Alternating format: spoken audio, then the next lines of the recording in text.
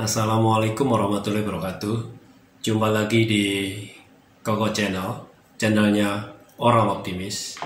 Pada kesempatan yang baik ini, saya mau mengupas bagaimana menjadi supervisor yang efektif tetapi juga andal. Nah, bicara mengenai sales supervisor, ini adalah posisi yang sangat penting. Dan ini merupakan posisi yang paling depan, penyelia pertama atau penyelia di garis depan untuk memastikan bahwa proses penjualan bisa berjalan dengan baik dan lancar dan diharapkan bisa mencapai target-target yang diharapkan. Fungsi sebagai sales supervisor yaitu bagaimana mereka bisa mengelola anggota timnya. Yang pertama, memastikan bahwa seluruh anggota timnya memahami dan mengerti apa-apa saja yang hendak akan dicapai. Yang pertama, harus memastikan bahwa semua anggota timnya mengerti apa-apa saja yang harus bisa dicapai di dalam timnya.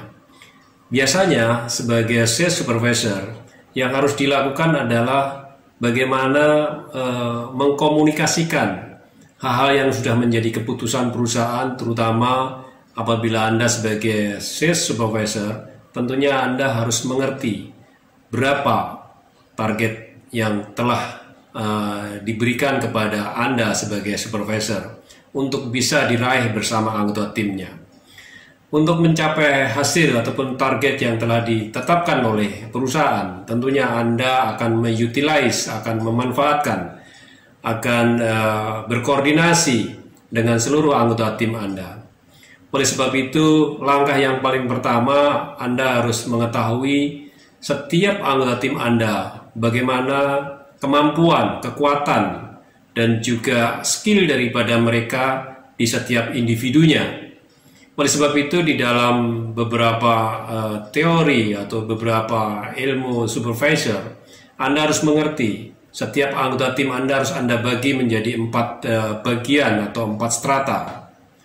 Nah, tentunya Anda sebagai supervisor harus memiliki ilmu bagaimana mendeteksi setiap anggota tim Anda di mana posisi mereka. Apakah mereka R1, R2, R3, ataupun R4. Di mana R1 adalah orang-orang yang biasanya orang-orang yang punya semangat tinggi, namun mereka masih kurang dari sisi pengalaman dan skill. Biasanya mereka adalah anggota-anggota baru. Dan di sini Anda harus bisa memanage mereka dengan cara do this, do that. Artinya kerjakan ini, kerjakan itu, dan saya berharap hasilnya seperti ini. Yang kedua, R2.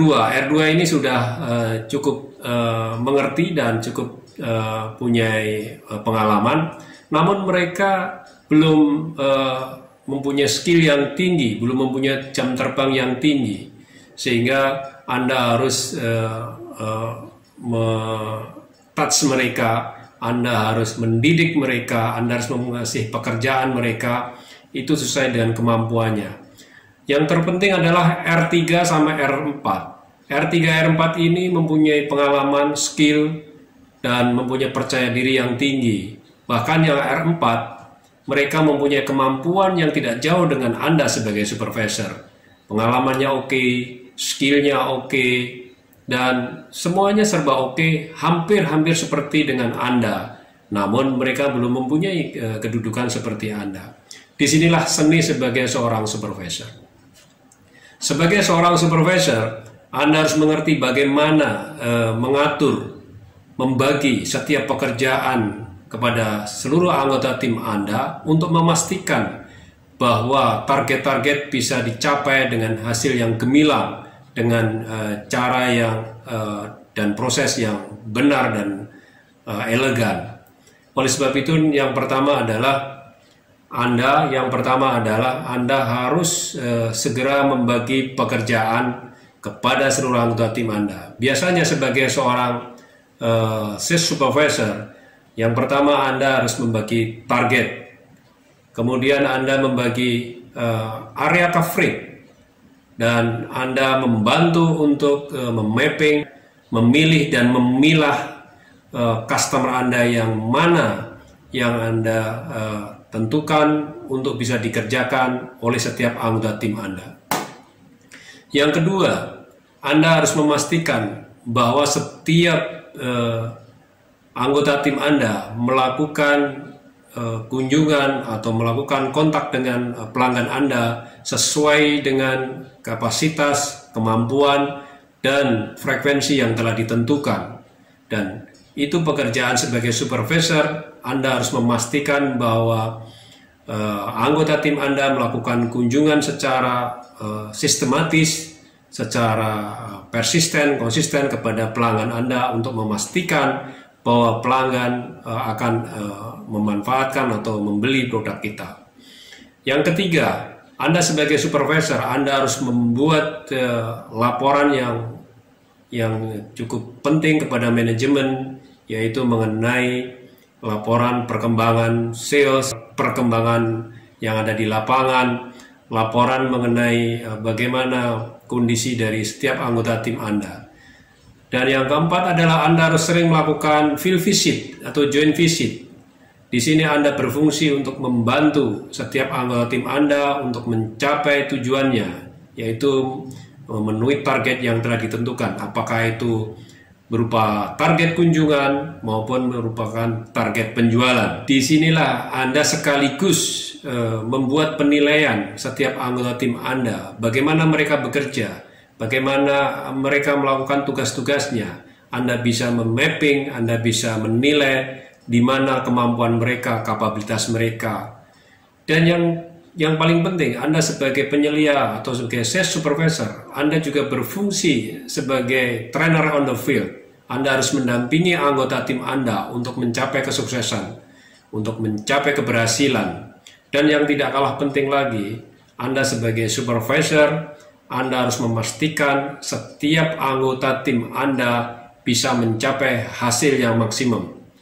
Dan sebagai supervisor, Anda harus menjadi partner di dalam berdiskusi, partner di dalam menyelesaikan masalah-masalah yang ada di lapangan, terutama masalah-masalah dengan pelanggan, customer, atau keberatan-keberatan dari customer. Jangan semua persoalan Anda lepas tangan, kemudian Anda lemparkan kepada atasan Anda. Banyak sekali supervisor-supervisor yang mereka rata-rata diangkat dari salesman, dan mereka karena mempunyai performance yang baik sebagai salesman, kemudian beberapa perusahaan mengangkat mereka menjadi supervisor, dan pada akhirnya mereka sibuk dengan pekerjaan lapangan dan mereka lupa untuk mengembangkan anak buahnya, untuk membantu anak buahnya. Karena mereka rata-rata tidak dibekali dengan leadership, tidak dibekali dengan ilmu manajemen, sehingga mereka seperti layaknya super salesman. Jadi alangkah sayangnya apabila ada supervisor yang sibuk dengan pekerjaannya sendiri dan mereka lupa tugas-tugas supervising yang diamanatkan kepada mereka. Oleh sebab itu, sebagai supervisor, Anda harus mengerti, memahami apa-apa saja yang Anda harus kerjakan, baik itu kerjaan Anda sendiri maupun pekerjaan yang Anda harus lakukan untuk membantu setiap anggota tim Anda untuk meraih sukses. Nah, disinilah letak daripada fungsi-fungsi supervisor yang sebenarnya. Supervisor yang baik, supervisor yang handal, supervisor yang efektif adalah bisa memastikan bahwa setiap anggota timnya mengerti dan memahami bagaimana tugas-tugasnya, bagaimana kewajiban-kewajiban yang harus dicapai dan bisa diimplementasikan secara baik dan benar sesuai dengan waktu yang telah ditentukan. Yang kedua, supervisor yang handal adalah supervisor yang selalu mengerti dan memahami situasi yang ada di field, yang ada di lapangan. Bagaimana setiap anggota timnya mencapai tujuannya dengan proses yang benar-benar profesional dan benar-benar efektif. Yang ketiga, supervisor juga harus bisa memastikan bahwa setiap anggota timnya mempunyai selling skill yang benar, selling skill yang baik, dan bisa mengaplikasikan di setiap pelanggan dan customernya. Oleh sebab itu, sebagai seorang supervisor harus mumpuni, yaitu harus bisa mengawal, harus bisa memotivasi setiap anggota timnya untuk meraih sukses. Apabila ada anggota tim yang mempunyai kesulitan, supervisor adalah sebagai konsultan, pendamping, bapak, guru, dan sekaligus juga kawan untuk memecahkan persoalan-persoalan yang ada di lapangan. Namun demikian, supervisor juga mempunyai keterbatasan, baik itu keterbatasan waktu, tenaga, ilmu, maupun kapasitasnya. Disinilah seringkali supervisor juga harus dibantu oleh branch manager ataupun district manager. Saya akan kupas tuntas juga bagaimana fungsi daripada area sales manager hubungannya dengan supervisor dan sales. Oleh sebab itu, saudaraku, apabila Anda mempunyai tanggung jawab sebagai supervisor, pastikan Anda memahami dan mengerti siapa anggota tim Anda dari seorang ke seorang yang lain. Anda harus mengerti mereka, kemampuan mereka, kapabilitas mereka, selling skill mereka, dan motivasi mereka. Oleh sebab itu, Anda sebagai seorang supervisor, Anda harus sering melakukan counseling, coaching kepada mereka. Bagaimana persoalan mereka, bagaimana hambatan mereka, dan bagaimana mereka agar bisa mencapai sukses. Apa yang harus kita bantu, apa yang harus kita fasilitasi agar semuanya bisa berjalan baik dan lancar. Dan sebagai seorang supervisor, Anda juga mempunyai tugas sebagai komandan di lapangan. Yang penting artinya untuk manajemen, yaitu Anda sebagai kepala spionase, kepala mata-mata yang ada di pasar, bagaimana info-info yang ada di lapangan mengenai kompetitor, mengenai perkembangan pasar, mengenai hambatan di pasar, mengenai tren di pasar.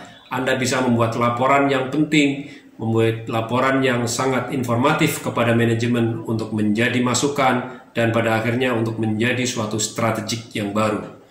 Saudaraku, sahabatku, apabila Anda sebagai seorang supervisor, pasti Anda menginginkan menjadi supervisor yang sukses. Supervisor yang sukses adalah bagaimana Anda harus mensukseskan setiap anggota tim Anda. Apabila anggota tim Anda sukses, maka disitulah letak kesuksesan Anda. Oleh sebab itu, bimbinglah, didiklah setiap supervisor mempunyai tugas seperti itu. Pada akhirnya setiap anggota timnya meraih kesuksesan besar. Karena sukses besar dari setiap anggota timnya, maka supervisorlah yang akan meraih kesuksesan pula.